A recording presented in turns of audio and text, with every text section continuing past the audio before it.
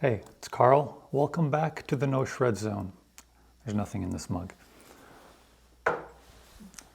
I'm excited today because we've got a Fender Standard Telecaster, and we're gonna, of course, unbox it, take a look at it.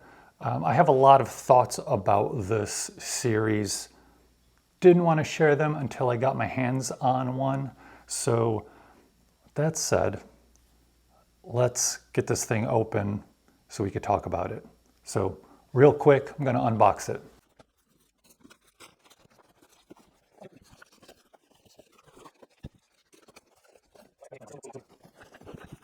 All right, so we've almost got it. Let's see what kind of case candy comes with it. Truss rod, Allen wrench. Looks like it only comes with one Allen wrench for the truss rod and not for the saddles as well. Is that right? Yeah, I don't see anything else. Okay.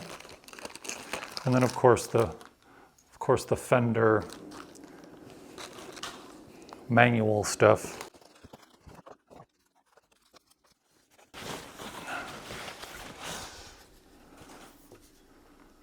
There it is, the Standard Series Telecaster in Butterscotch Blonde.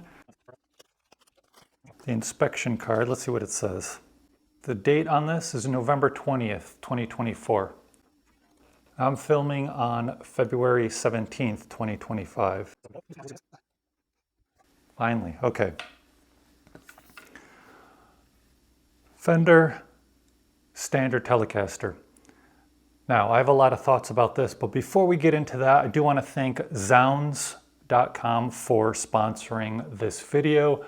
They let me borrow this guitar for as long as I need to make a review, so I appreciate that. I don't get to keep it, but that's cool. If you want to support a channel like this, please check out zZounds. They are not requiring me to say anything, which is wild. So, but I just feel like it's the nice thing to do, because if you support them, they'll support me, and I'll be able to get more guitars for review. So in any case, they are, they've been really kind of great to work with as far as that goes. So, all right, let's talk about this. I do want to say one thing, all right? This is going to be a first impressions and sound demo, of course. I will do a review of this guitar, so make sure to subscribe. And I'm going to compare the most expensive Telecaster from Squier to the least expensive Fender. So this is a Squier Classic Vibe 50s Telecaster. So we've got some more videos coming. Subscribe if you want to see those. All right, now the Standard Series Telecaster. I don't have a lot of the same thoughts I feel like a lot of people have about this. I don't care so much where a guitar is built. I care more that it's playable and enjoyable, right? And I totally get that some people would prefer to have a Fender, even if it's a little more expensive, based on, let's say, what specs you can get in other brands, okay? So I don't have an issue at all that these are made in Indonesia. On the back of the headstock it says, designed in California, made in Indonesia. No issues there. Same thing, designed, oh, this one says designed and backed by Fender, crafted in Indonesia. So similar to the Squiers. I don't know if they're made in the same factory or not, but in any case, let's talk about some of the specs, then we'll get to some sounds, all right? I got my specs pulled up here. So Poplar body, glass polyurethane body finish, maple neck, satin urethane, and yeah, it's really nice and satiny, smooth. Modern C shape Of course, 25.5-inch scale length, 9.5-inch radius, 21 medium jumbo frets. The nut is micarta, which isn't micarta just like a plastic material? Don't they use that for like countertops or something? In any case, it's a hard-ish material. Dual action truss rod. Let's see what these pickups are. Standard single coil telly, that's all it says. So don't know specifically what kind of pickups. Fender tuners. It says Fender Standard cast sealed with hex buttons. And let's see, anything miscellaneous? It's strung up with 9s, 9 to 42. All right, so this is what we want to know. Out of the box, I'll move this. Out of the box, we want to know how are the frets?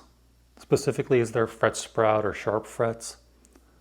How's the action? And of course, how does it sound? Now, I don't expect a guitar to be perfectly set up out of the box, of course. So like intonation, might not be perfect. This does have the 6 saddle bridge. The saddles, by the way, let me get a close up here. The saddles are like a matte finish. And other people have said that's probably so you can more easily tell these apart from the more expensive Fenders. In any case, let's see. Yeah, so let's check out these frets real quick. We don't want any sharpness or fret sprout. If you're spending $600, you at least want that to be nice. And yeah, perfect. No issues there. The frets they're not super polished, but they're not like super dirty or oxidized. Let's tune it up. Or wait, yeah. Let's tune it up and check the action.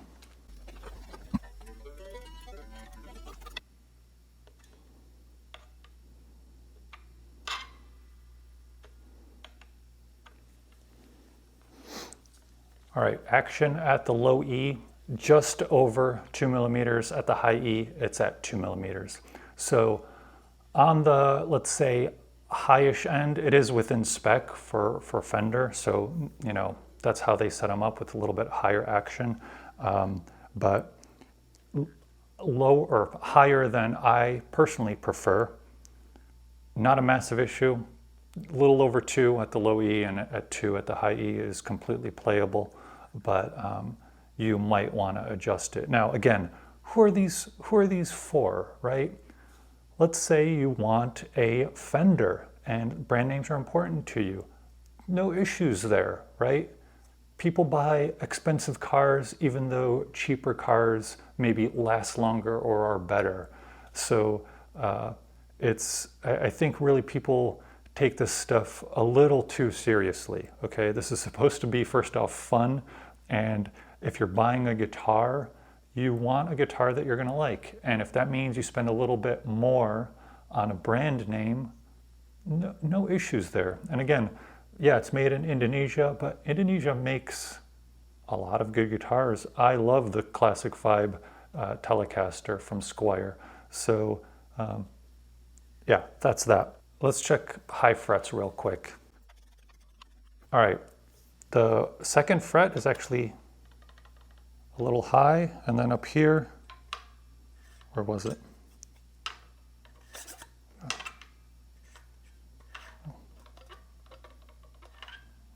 Yeah, the 11th fret, I'm sorry, the 10th fret is a little high. That's just on the low E.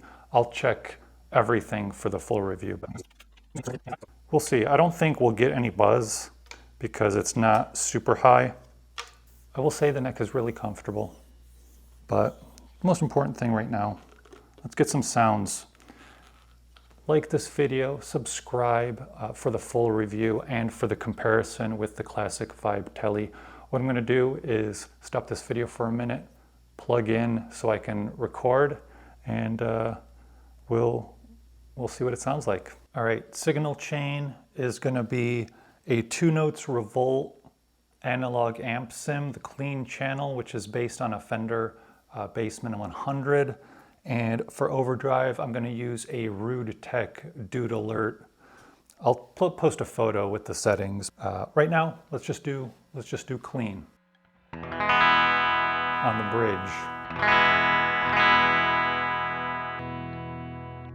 Both pickups. Neck pickup.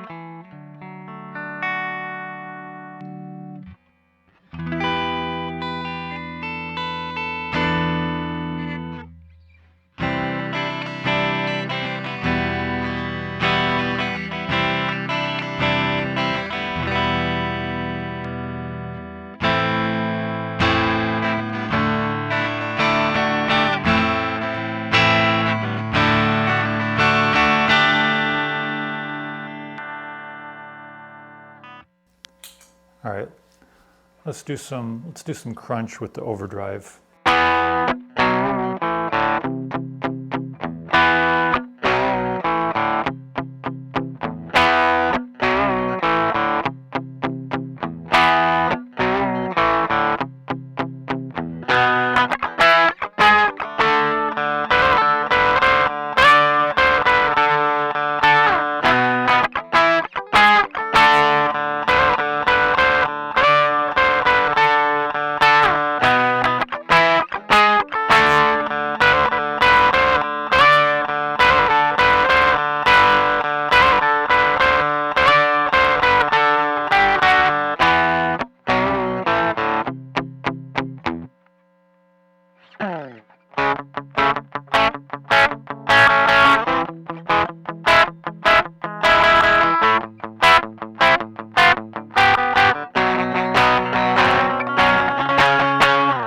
Move to both pickups here.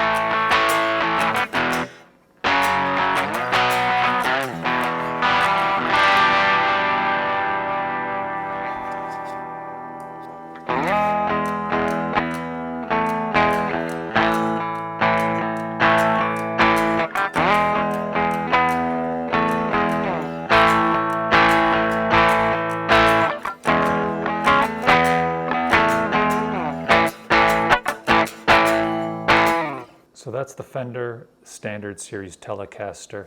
Initial thoughts. All right, sounds good, it plays well, it feels nice. The action for me out of the box is a little high, but again, it is within spec, but in any case, as far as anything else, I think I already said my piece as far as where a guitar is made and all of that. I feel like this is well-made initial impressions. Again, it feels nice and it plays well. So no huge issues. And if you think about a $600 Fender, yeah, I understand the made in Mexico Fenders were 600 bucks not too many years ago, but things change, you know. When I was growing up, actually, I mean, inflation adjusted, this is probably like a $250 or $300 guitar from back when I was growing up. So you couldn't get a Fender at that price back then, you know, it was all Squires. So as far as that, you know, I'm completely fine and happy with it. But of course, the important thing is, are you fine or happy with it? No.